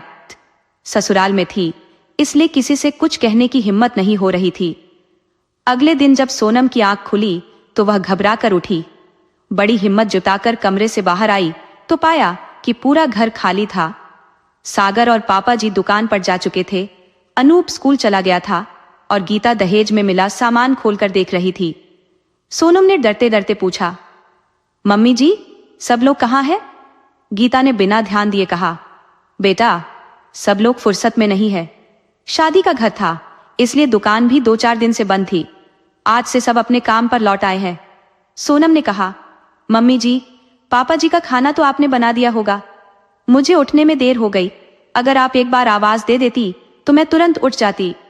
गीता ने तीखे स्वर में कहा, सोनम, जब मैं इस घर में आई थी तो मेरी तो सांसें भी नहीं चलती थी, फिर भी समय पर उठ जाती थी। तुम्हें अब उठाना पड़ेगा। अब तुम्हारी शादी हो चुकी है, अपनी जिम्मेदारियों को खुद समझो। सोनम चुप हो गई। मम्मी के घर में तो कई बार वह देर से उठती थी और मम्मी कभी कुछ नहीं कहती थी। शायद ससुराल का यही मतलब होता है। शाम होते होते सोनम ने कई बार गीता से बात करने की कोशिश की, लेकिन हर बार गीता ने उसकी बातों को बस हाँ या ना में ही खत्म कर दिया। शाम को सोनम ने पूछा, मम्मी जी, आज खाना क्या बनेगा? गीता ने कहा, तुम अपने कमरे में जाओ, मैं खुद खाना बना लूंगी। सागर ने कहा है कि आज रात का खाना मैं ही बनाऊं।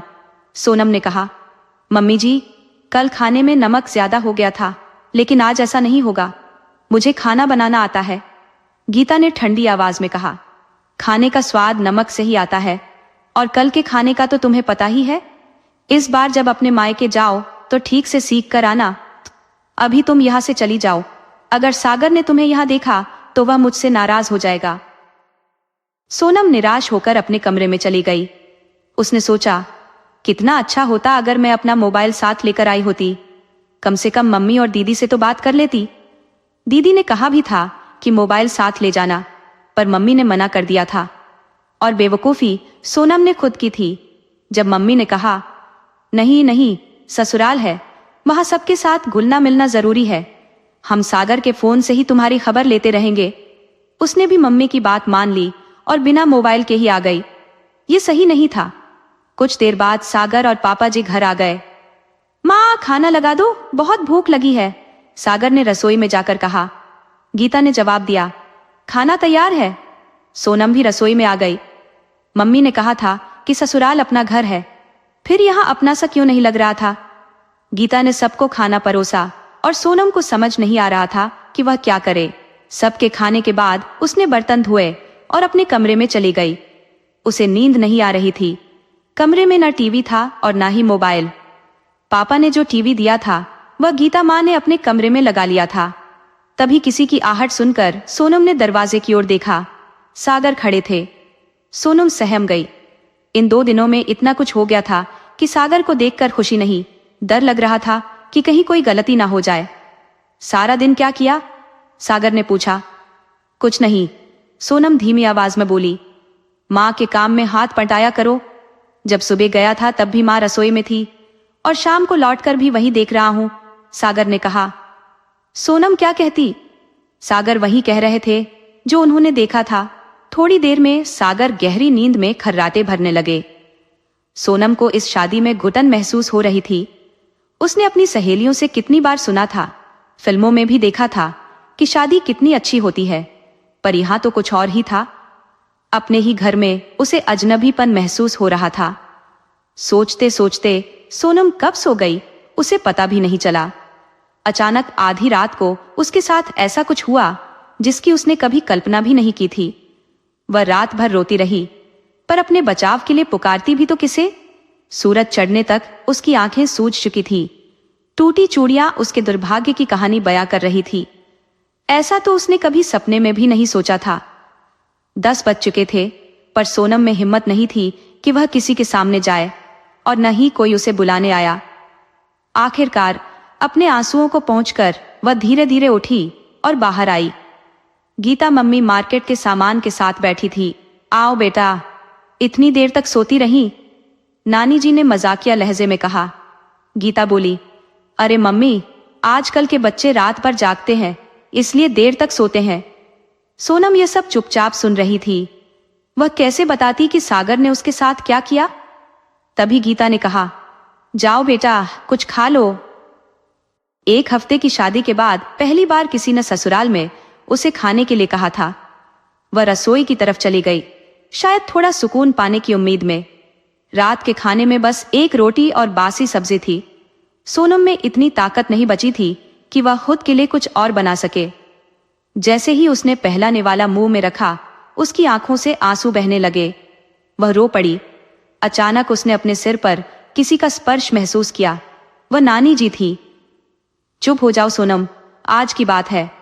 कल तुम्हारे पापा जी तुम्हें लेने आ रहे हैं। अगली बार जब आओ तो खुद को मानसिक रूप से मजबूत करके आना। नानी जी के शब्दों का अर्थ सोनम अब अच्छी तरह से समझ चुकी थी। नानी जी ने उसके लिए चाय बनाई और दोनों ने साथ में चाय पी। चाय पीते हुए नानी जी ने सोनम को किशोर जी और गीता की शादी की पूरी कहानी बताई। अगली रात भी उसके साथ वही घटित हुआ जिसने उसे और भी अधिक अंदर से तोड़ दिया। सुबह जल्दी ही उसकी नींद खुल गई, क्योंकि आज उसके पापा उसे लेने आ रहे थे। घड़ी में सुबह के 4 बज रहे थे। उसने देखा कि सागर अपने बिस्तर पर नहीं था, लेकिन उसने ज्यादा ध्यान नहीं दिया और अपनी आंखें फिर से बंद कर ली। घर के सभी लोग गहरी नींद में सो रहे थे। सोनम थोड़ी देर यूं ही आंखें बंद किए लेटी रही। तभी सागर कमरे में आया और उसे जागता देख घबरा गया। फिर तुरंत बाथरूम में चला गया। आज सागर दुकान नहीं गया था, शायद इसलिए क्योंकि सोनम का वक्त बेहद मुश्किल से कट रहा था। हर पल उसे बस अपने पापा के आने का इंतजार था। वह बार बार घड़ी देख रही थी, जैसे समय उसकी बेचैनी को और बढ़ा रहा हो। करीब 11 बजे थे जब उसे बाहर गाड़ी रुकने की आवाज सुनाई दी। सोनम की खुशी का कोई ठिकाना नहीं रहा, लेकिन जैसे ही उसने गीता माँ की ओर देखा, उसके चेहरे की खुशी एक पल में सहम से बदल गई। वह निहार रही थी उसे एक विचित्र दृष्टि से। सोनम हैरान थी, क्योंकि सागर और गीता माँ का स्वभाव पूरी तरह बदल चुका था। उनके स्वर बदल गए थे, जैसे कुछ छुपा रहे हों। रात में जीजाजी और सागर की बातचीत दुकान के इर्द गिर्द ही घूमती रही। गीता माँ भी अपनी मेहमान नवाजी में कोई कमी नहीं छोड़ रही थी। जब सोनम मायके के लिए निकली तो सागर की माँ ने उसे जल्दी वापस आने को कहा, यह कहते हुए कि उसके बिना घर वीरान लगेगा। नानी जी ने धीरे से कहा, अगली बार और मजबूत होकर आना। ये वाक्य सोनम के दिल में गहरे उतर गया। उसे भीतर ही भीतर खा रहा था।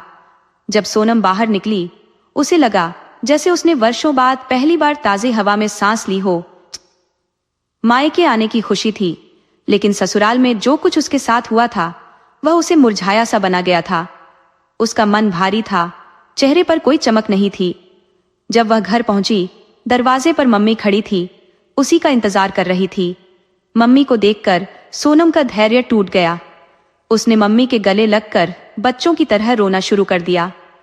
बेटी पहली बार ससुराल से मायके आई थी और उसे इस तरह टूटा हुआ देखकर मम्मी की चिंता बढ़ गई, पर उन्होंने अभी कुछ नहीं पूछा। शाम ढलने के बाद जब सोनम ने मम्मी से कहा कि वह आज रात उनके पास सोएगी, तो मम्मी ने कहा, हाँ बेटा, इसमें पूछने की क्या बात है। उस रात मम्मी, नीलम और सोनम तीनों एक साथ लेटी थी। पापा, भाई और राज बाहर के कमरे में थे। मम्मी ने धीरे से पूछा, बेटा, ससुराल में सब ठीक तो है? सोनम ने जवाब दिया, हाँ मम्मी। मम्मी ने फिर पूछा, सागर का स्वभाव कैसा है? सोनम ने कहा, वो कम बोलते हैं, लेकिन यहाँ नए नए हैं, इसलिए वहां पर ज्यादा बात करते हैं। फिर मम्मी ने पूछा, और गीता जी? सोनम ने कहा, वो भी बहुत अच्छी है। जब मेरी और सागर की कोई बहस होती है तो वो हमेशा मेरा साथ देती है। सच के ऊपर झूठ की परतें चढ़ाकर सोनम ये बातें कह रही थी, क्योंकि वह नहीं चाहती थी कि उसके मम्मी पापा को उसकी ससुराल की सच्चाई पता चले। वह नहीं चाहती थी कि उन्हें दुख हो, ये जानकर कि उसकी ससुराल उसके लिए किसी जेल से कम नहीं है। रात में जब सोनम की नींद टूटी तो उसे सागर का भयावह चेहरा याद आ गया। वह खुद से सोचने लगी, क्या हर पति ऐसा होता है? लेकिन फिर वह सोचती, अगर ऐसा होता तो नीलम दीदी इतनी खुश क्यों होती? अगले ही दिन नीलम दीदी भी अपने ससुराल चली गई। सिर्फ 4 ही दिन हुए थे जब अचानक सागर का फोन आया कि पापा जी सीढ़ियों से गिर गए हैं। तुरंत ही पापा जी और सोनम ससुराल के लिए रवाना हो गए। जब तक पापा जी इस संसार से विदा ले चुके थे, सोनम का मन दुख से भरा था। उसने बहुत कोशिश की थी कि पापा जी की सेवा कर सके, पर उन्हें इसका अवसर ही नहीं मिला। यह सोचकर उसकी आंखें आंसुओं से भर जाती थी। गीता माँ सागर से लिपटकर अपने दुख को बांट रही थी। अब सागर ही पूरे घर का आधार थे। अनूप तो अभी छोटा था, वह भी पापा जी के अंतिम समय में उनसे दूर नहीं हो पाया।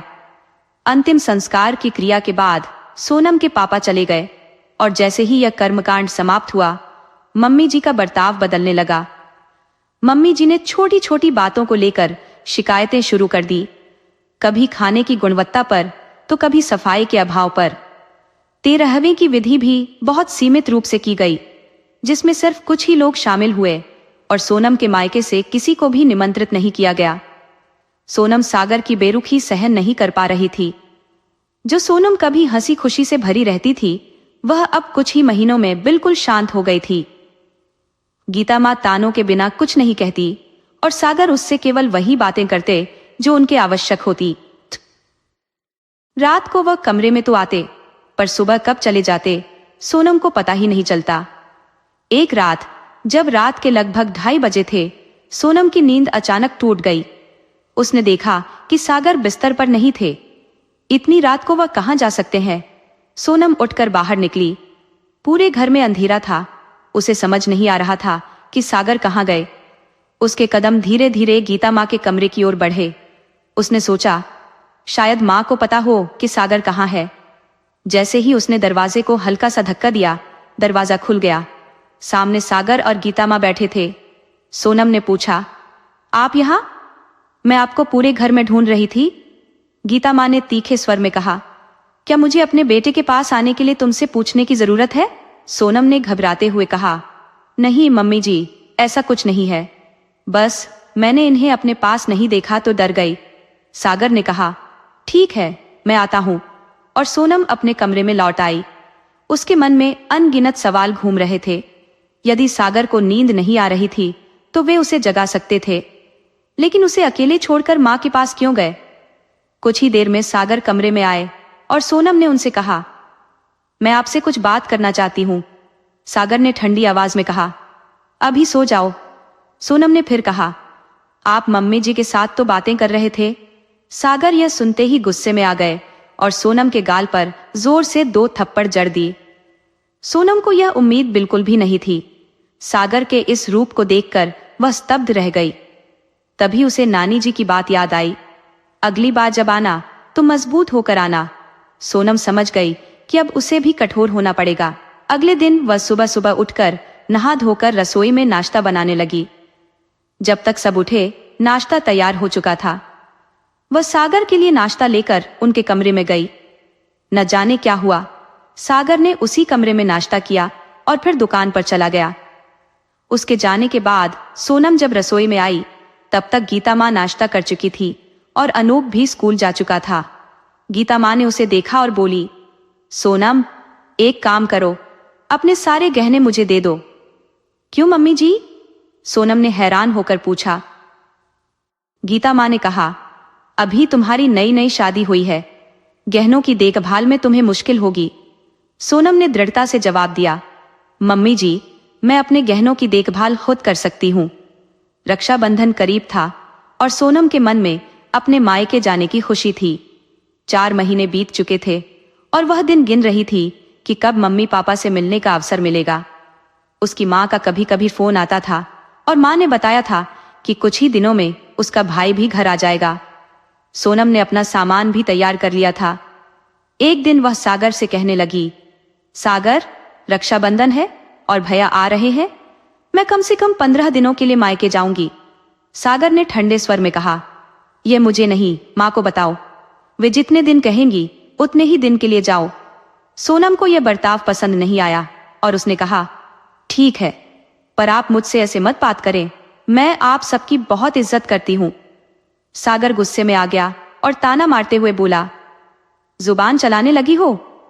उसने जैसे ही हाथ उठाया, सोनम ने उसका हाथ पकड़ लिया और झटक दिया।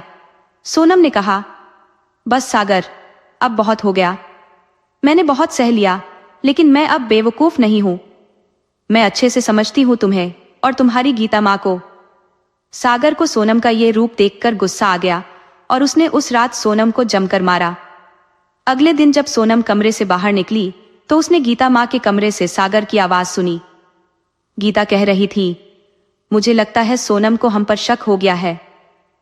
सागर झुंझलाकर बोला, मैंने तुमसे कहा था कि इस शादी के लिए मना कर दो, लेकिन तुमने मेरी एक नहीं सुनी। अगर थोड़ा इंतजार कर लेते तो आज यह मुसीबत हमारे सिर पर ना होती। अब तो किशोर भी नहीं रहे और हमारी जिंदगी आराम से कट जाती। इतना कहने के बाद गीता ने सिर झुका लिया। सागर ने कहा, कितना अच्छा होता अगर सिर्फ तुम, मैं और हमारा बेटा अनूप होते। मुझे हमेशा से डर था कि कहीं वह बूढ़ा आदमी सोनम को सब कुछ न बता दे, लेकिन तुमने उसे ठिकाने लगा दिया। सोनम यह सुनकर सन्न रह गई। उसकी दुनिया जैसे एक ही पल में बदल गई थी। वह सागर के सामने आकर खड़ी हो गई और जोर से चिल्लाई, सागर, तुम्हें जरा भी शर्म नहीं आई? ये औरत जो तुम्हारी माँ बनकर आई और तुम्हें जरा भी शर्म नहीं आई कि उस इंसान ने तुम्हारे लिए अपना भरोसा जताया और तुमने उसे मार डाला?